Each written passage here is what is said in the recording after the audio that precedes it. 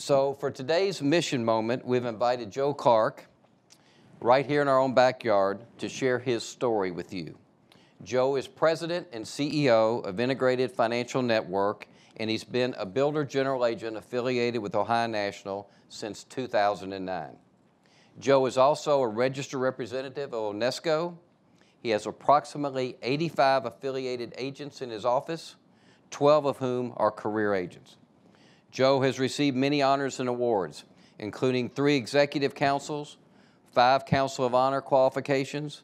He received both the Paul E. Martin Award and the M.R. Dotson Senior Builder Award in 2013. And he's a 10-time member of the Wall of Fame and has been ranked leading agent, which is career top 25, one time, and named line leader agent group annuities one time. He also qualified for the upcoming President's Inner Circle meeting. We want to congratulate you on that, Joe. That is quite an accomplishment. His agency has been ranked leading agency top 15 builder 11 times, named line leader agency for DI once, line leader agency group annuities twice, and has been a $1 million agency 3 times. Joe is a former member of the Field Advisory Board, and he's received the Gamma International Management Award 10 times and is qualified for the UNESCO Institute. Joe and his wife, Rebecca, are also dedicated to helping the community, especially youth. So please join me in welcoming Joe Clark. Thanks, Joe. Appreciate it. Yeah. Half of that's true. I paid him to say the other half, so we'll start with that. Always good to start with thank yous. I want to say thank you to our CorpCom team. Second time through, this gets a little bit easier. So they do such a great job. Next week, I'll be with them at the ABC meeting, which is always a fantastic meeting. And Jill and her team and Angie, you guys just do a phenomenal job. So I want to say thank you. Our career team, I said this earlier. I've said it many times. About 10 years ago, Doc and I, over a lunch, right down the street at Brown Dog Cafe, he looked at me in the eye and said, I am where I am because somebody saw more in me than I saw in myself. And I want to say thank you to the leadership with Barbara and Doc, dear friends that I've known a long time, and Chris and your whole team. These are mentors that I've had my whole career here with Ohio National, and also a very, very valuable partner in the way we do business is UNESCO. And my good friend and mentor, Pat McAvoy, sitting right over here, and his whole team, they're an integral part of what we do, and we couldn't do what we do without them. And then also, everybody in the audience. This is so great. I look out and I see friends. I see people that I've played volleyball with, people that I've broken bread with, had too many beers with, and people that we talk to on a weekly basis. So I can't call everybody out, but I really do appreciate each and every one of you. It makes a difference what you do. Now that we're through that, I want to shake it out a little bit. You guys are a little bit more awake than the 7:30 group, but in preparing for a speech, the first thing I usually do, I'm an old coach, I still love to coach, is find some motivational quotes, right? Well, sometimes those are a little bit boring in the morning, so I thought, let's have some interesting, funny quotes. So if you want to remember these, and I think we're being videoed, you can go back and watch them. These are some that I think are really, really valuable to share with your friends and your family. So here's the first one. Before you criticize someone, walk a mile in their shoes. That way you'll be a mile from them and you'll have their shoes. Here's another one. The difference between stupidity and genius is that genius has its limits. Albert Einstein. Here's a good one. Give a man a fish, and he'll eat for a day. Teach him how to fish, and he will sit in a boat and drink beer all day. It's great wisdom here. The 2 most common elements in the universe are hydrogen and stupidity, in case we have any chemists. Here's a good one from the infinite wisdom of one Brooke Shields. Smoking kills. If you're killed, you've lost a very important part of your life. And if Ray Spears is in the room, you got a really bad rating while you were living. And this is one of my favorites. It's so simple to be wise. Just think of something stupid to say and say the opposite. So I'm going to try to do that all day here. And a couple more here. I owe a lot to my parents, especially my mother and father. It was Greg Norman that said that. And all right, one more. If we don't succeed, we run the risk of failure. So it's great that you guys were all successful this year. And finally, from my man Chris Calabro, the only Yankee fan in here, because this is Reds country, everybody. It's going to be a good year. It's baseball is 90% mental, and the other half is physical. There's your math. But one serious quote that I always like to share is one from Lou Holtz. I'm a big Notre Dame fan, and this always resonates with me and with the people that I work with, is when explaining Notre Dame, he said that those people that don't understand the essence of Notre Dame, no explanation will suffice, and those that already do know it, no explanation is needed. And that's the way that I explain our work and what we do. It's really difficult to explain sitting in a family room with a family in both good times and bad, and what we do is really difficult to explain, and I'm going to do my best today to explain how my mission moment, when I was researching and reading and figuring out how I could impact your guys' lives. I have 15 minutes here to make a difference, and I hope that I do, because it's great to laugh, but there's a lot more to that to what we do. And my mission moment, really, that I want to share with you today was two stories colliding. And I tell my kids this. I've got 3 kids. Love them dearly. Everything that I do is revolves around them, and I'm very proud of what they've accomplished. And I let them know that every little thing that happens in your life, if it's success or failure, it's leading you to something else in your life that you're going to be better prepared for. And my story really starts, in terms of today, in 1984. It was a June summer day in 1984. And to provide the setting for you here, I don't know if anybody in the room has been to Kokomo, Indiana. Anybody? Man, I knew there was always one in the room. Oh, wow, okay. That's the whole population. You're all here. It's such a coincidence. Wasn't ready for that. It's called Stoplight City, too, so don't ever drive through there. It's pretty annoying driving through there. But my father, at the age of 36, a couple weeks shy of his 37th birthday, and to me, a 7-year-old in small town Indiana, he was Paul Bunyan to me, or Mickey Mantle. And he was the man that not only I looked up to, but that the whole town looked up to. And almost an invincible man that every young kid wanted to play baseball for. Everybody wanted to know Tom Clark. And on that day, it was a day and a half after he had a mild heart attack in an earlier tournament game on the baseball field while in the dugout, which is, you can imagine, a pretty stressful moment in a small town like that, to have an ambulance carry somebody out of a dugout. But he was insistent that he was okay and that he was going to go back and coach that other game a couple of days later. But what a lot of people don't know, even in my family, was that day that he decided to go coach, he went out and made amends with the only 2 people in the town that he had any odds with. And maybe that was a prophecy, I don't know. But that day, to set the stage for you, he's coaching third base. I was always the bat boy. I felt like I could have started for him as a 7-year-old. But, and I forgot to mention, I was also his favorite. To give you some pictures here to prove it. That's my father there with my 2 older brothers, and him there on the right doing what he loved the most is spending some time either playing golf or fishing. And of course, he's got his favorite in his lap. That's little Joey there, and the rest. And some great outfits, by the way, I will add. I would kill to find those. And the hair. Okay, anyway. So my dad coaching third base. I wasn't allowed to be in the dugout because my mom was fearful that I would be in there if something were to happen to him again. Pretty wise looking back now. And she would walk to the fence at the third base line, hold his hand, say, "Tom, are you doing okay?" Hold his hand to the edge of the dugout, and he would go in. Well, about the 4th inning, walked over, "Tom, you doing okay?" And it was a simple answer.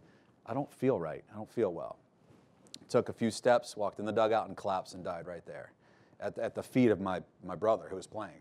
So you can put yourself in that moment. And for me, I was 7. It probably wasn't real at that time. I didn't know what to feel. It was a bit strange, but I knew it wasn't good. And what I failed to mention in the first meeting was the memory that I have that it will never fade is the memory of over 250 people, which is twice the Kokomo population, in the waiting room just to see what was going on. And my dad's cardiologist, who was a good friend of his, because this was his roughly 5th heart attack that he'd had at the age of 36, didn't want to stop working on him. So what's left behind there is my mom. She was a stay-at-home mom. It's 1984. It wasn't 2020. Didn't know how to write a check. Didn't know what was in the checking account. Had no real guidance. And that's what's left in the wake of something like that happening. It eliminates your ability to properly mourn, to properly do the things that you need to do. And I think much of my family would admit that we probably didn't mourn correctly because we just wanted everything to feel okay. And I guess what I tell my kids now is it's okay to not be okay sometimes in order to get through times like that. But it's also nice to have somebody that can help navigate you through those moments. And that's what we do. You know, that June afternoon in Kokomo, I'll never forget. It made me who I am. And I truly believe that your first chapter and your last chapter are written, and we have an awful lot to do with those middle chapters. And whether you're 30,000 feet in the air or you're 10 feet below sea level, if it's my time, it's my time. But we're here, and my mission moment started there. And the second story that I feel, again, that story prepared me for, and there's a little quote that I saved to the end last time, and I don't want to save it to the end this time, that I learned. My good friend Paul Rotterman shared this with me at a little men's group we had in Hilton Head, South Carolina this year, is that wisdom is the daughter of failure, but it's the mother of all success. And what a telling line that is. I share it frequently with my kids, and they roll their eyes, which is fine. So does my team usually when I share quotes. They roll their eyes, but they at least have to discern what I'm saying. And that led me to my next moment, which was in 2017. And I'll even rewind a little bit to 2015, sitting with a dear friend of mine and client who made the terrible decision to have Northwestern Mutual work with them before I met them. Not good.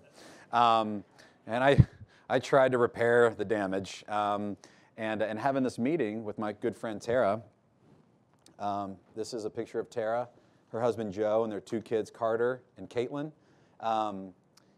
In 2015, we had the discussion of getting more insurance in place.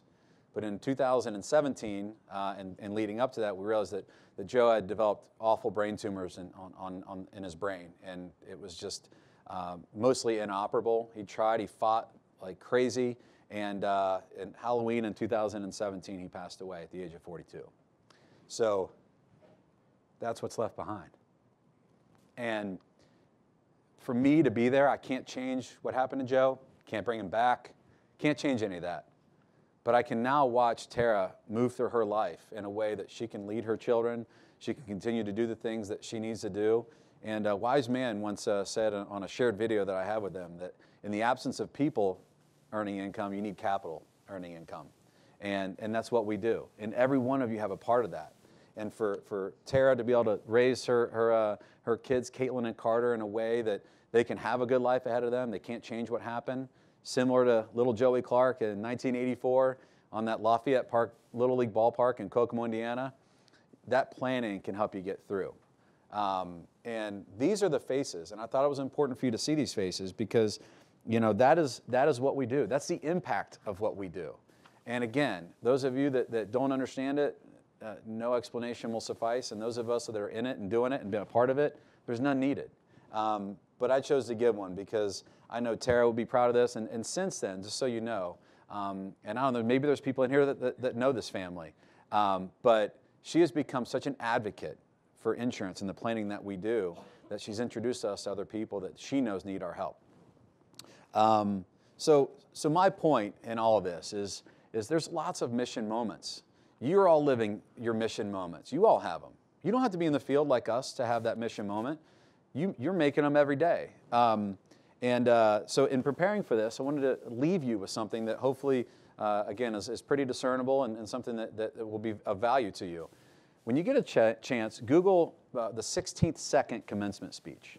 For those of you that haven't heard it, there's a young man named Kyle Martin who's beyond his years. I'd hire him in a second. Maybe that's a good recruiting pitch.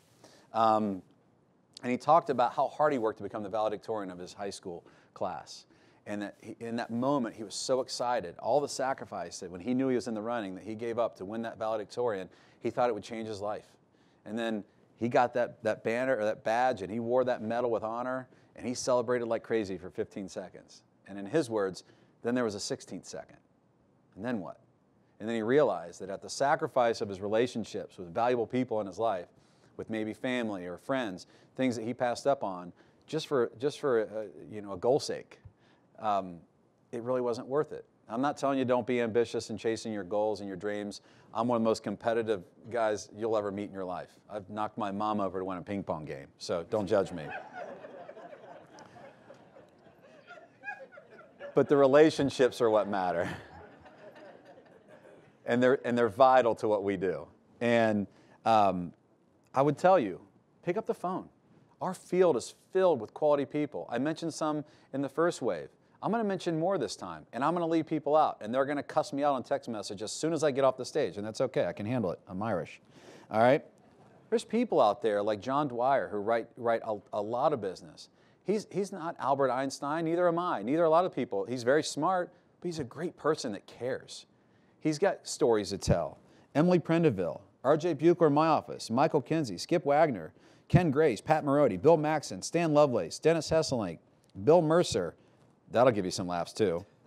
Daryl Vasaki, Dave Rockman, Matt Caputo. The list goes on and on and on. These are people that all have moments, their mission moments that they can share. And I will tell you this, when we call you, and this is interesting, and I'm up against the clock, but I don't care because there's not another speech. The first time I had to watch that clock, now I don't.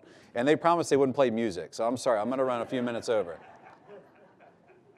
How many of you have had contact with our office for any reason? Thank you, by the way. The people that we've sat on the board with and people that we've interacted with, I'd like to think that we handle those conversations with great care, with great respect. We don't view this as anything other than we're associates. We're partners. We're equal colleagues in this deal. And we appreciate what you do. But there's a million of these conversations that can happen and create your mission moment. I will tell you this, and I'll end on this. So my mission moment is now with my family. This is a picture. They're going to beat up on me because this was a disability claim. Yes, I made the commission on the deal, and yes, I got the disability check, and yes, it was tax-free. So, tore my Achilles a few years ago, worst thing ever. Those of you that haven't done it, don't sign up for it. But right here, these young men that I serve started our baseball organization. It's our youth baseball organization that, by the way, we named after this company, the Ohio Nationals. It now has 8 teams that compete and travel the country, nationally ranked in every age group, and I don't even care about that. That's the 15 seconds. The 16th second is that every one of these young men serve the community. Because in about 10 years, I bet 1% of them are still baseball players, but they're going to be young men, and we want to make them better young men. That's the 16th second. I picture my family at the best place in the world, Destin, Florida, and just some things that really drive me and motivate me. And of course, watching my oldest daughter graduate, it's what it's all about. So I will tell you this, just a little fortune-telling story. I sat with my kids at my dad's birthday dinner, and I looked at them in the eye and I said, I'm a fortune teller. And I got the eye roll. And then they said, really? You know, because they had to. And I said, yeah, you tell me what you want to do in life, and then you tell me what you're doing about it, and I'm going to open up the crystal ball and I'm going to tell you how it's going to work out for you. And they did. And my daughter rattles off her whole resume. I'm like, yeah, okay, you're going to be an attorney. You're going to go to Notre Dame. Good job. And my son said, I want to play in the NBA. And what are you doing about it? Well, I practice with my junior high team, and I do this, and I want to play at North Carolina. And I said, Bowling Green. Next. Little Bowling Green dig too, sorry. But each one of you can do that. And you have a part of what that ending is. And I looked at Tommy and I said, son, you can have an impact on that fortune. You can do it. So I'll end you with a quote. It's not a funny one at all. It's a good one. It's from Ralph Waldo Emerson. And he said, what you do speaks so loudly that I cannot hear what you say. And I would encourage you all, pick up the phone, have some meaningful conversations, create your mission moment, because they're just as important as ours. And obviously, I want to thank you guys all for everything that you do. I really, really value all the relationships. I want to meet every one of you at some point. It won't be today because I'm really tired, but maybe half of you, and especially the Kokomo population in here. So thank you very much for all you do. Thank you for your leadership. You're part of a great company. I'm very proud to be part of it too. Thank you.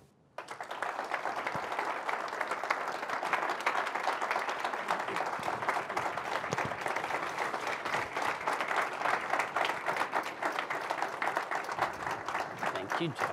Appreciate it. Thank you. Appreciate you. So on behalf of Ohio National, we would like to contribute to your charity of choice, which is the Ohio Nationals, his select baseball. Baseball, yeah, baseball team. Joe is very passionate about a lot of things. I remember meeting with him maybe 12 years ago when he decided to build the agency that he currently has, and the excitement. And what he talked about is what he could do by partnering with Ohio National for young people and the community in general. You fast forward to what he's doing with his baseball teams. I know your dad would be proud of you because you're doing a lot of what he was doing, and you're truly making an impact. He shares his story somewhat frequently, but not to bring attention to himself, but to let individuals know how something that's really horrific can turn into something that's positive if you let it really touch your heart and shape the person that you become. And he let his father's example and his mom's example shape the person who he is. And his family, they all work together. I've known them for a long time. I won't say how long. But his family worked together to really give back to the community, to help us fulfill our mission and vision here at Ohio National. Joe spoke at the We're Red for Women Day. He was one of the only men there, and he was the first man to speak at that event. And the reason that he agreed to speak is because he wanted to let women know that, number one, heart disease is devastating. It took his dad's life.